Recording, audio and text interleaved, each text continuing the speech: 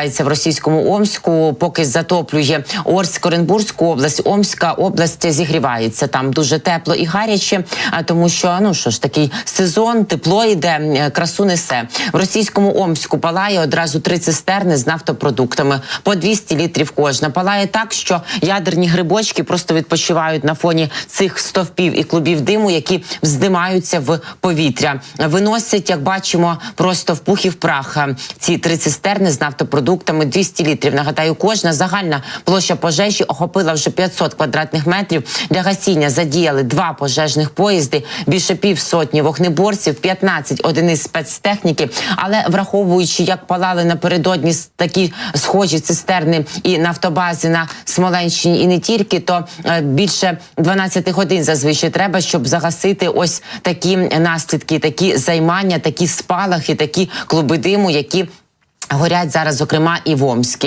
Горять вони, ці ніякі ємкості з нефтепродуктами, ось так гарно і захопливо, близько в 3000 кілометрах від України. Ось так.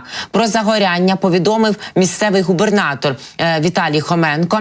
Він написав у своєму телеграм-каналі, що щось у нього там відбувається. Каже, в Совєтському округі, радянське, там все радянське, все палає. В радянському окрузі Омська на одному з підприємств відбулася пожежа. Спеціалісти, пише Хоценко, губернатор Омської області, оцінюють рівень возгорання як середній. На місці працюють спеціалісти Міністерства надзвичайних справ Російської Федерації. Каже, буду інформувати. Зараз ми вам покажемо, про що пише Хоценко. Він не повідомляє справжні причини пожежі, але ж пише, що ось так відбулася ця пожежа, і спеціалісти оцінюють рівень як середній.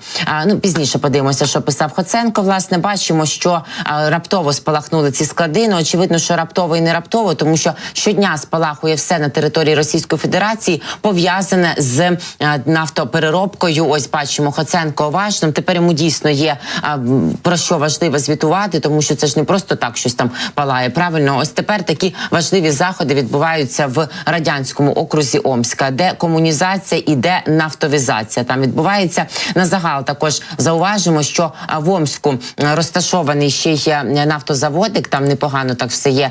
І очевидно, що горітиме не лише ці цистерни. Омський нафтопереробний завод є такий. Це одне з найбільших підприємств нафтопереробки Росії, розташоване в місті Омську. Належить компанії «Газпромнафта». Вчора «Роснефть» лишилося, 2 нефтебази, а сьогодні ось і «Газпромнафта». Теж їм не переливки.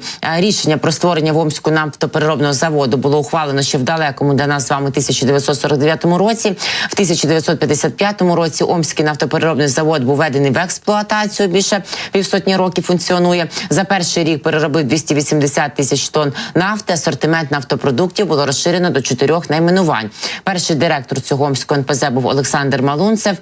Також загалом завод випускає близько 50 видів нафтопродуктів, високооктанові бензини, дизельне та суднове паливо, авіагаз, бітум, побутовий газ, технічну сірку та іншу продукцію. Усі моторні палива, що випускаються Омським НПЗ, відповідають екологічному стандарту Євро-5. Директор там є такий Олег Германович Білявський з 2011 року.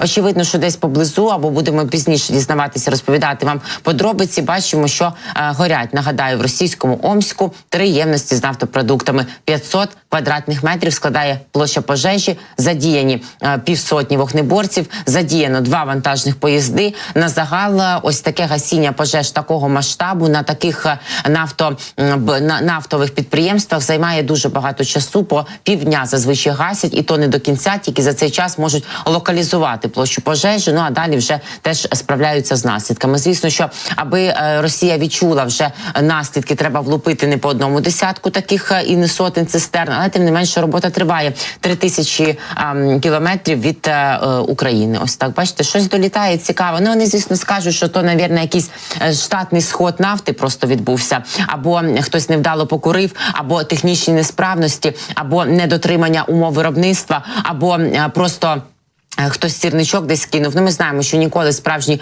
причини не озвучують російські окупанти. Зазвичай ці причини в тому полягають, що прилітають дрони Божої кари, або працюють росіяни, які хочуть жити без Путіна. Ось такі, потім кажуть, диверсія. Ну і звинуватять, навіть якщо, щоб там не було, звісно, київський терористичний режим. Але це не точно. Тут теж для них уже є нюанси, тому що щоразу, як вони київських терористів звинувачують, нас з вами, то потім вони не можуть сказати, де ж було їхнє легендарне ПВО, і де взагалі всі їхні заходи безпеки. А ПВО нема, розтягнути не можуть. Ну і на загал бачимо, що звертаються губернатори всіх регіонів Російської Федерації, де горить палає, до центру, тому що мало би бути навпаки центр, тобто Кремль мав би виділяти, перерозподіляти Мінпресічення легендарне Шойгу, ППО системи по регіонах, але такого немає. Вони навпаки скидають на місцевих губерів, на тамтешніх вказівки, як вони мають оснастити і як вони мають захистити своїми грудьми просто такі свої нафтопереробні об'єкти, заводи з виробництва дронів і не тільки. Ну, ось такі ці всі воєнні законні цілі. Будемо чекати, можливо, інформація буде від наших джерел у спецслужбах, зазвичай година-дві надходить. Ну, а як ні, то просто Бог карає росіян за те, що вони розв'язали нічим не спровоковану проти нас війну.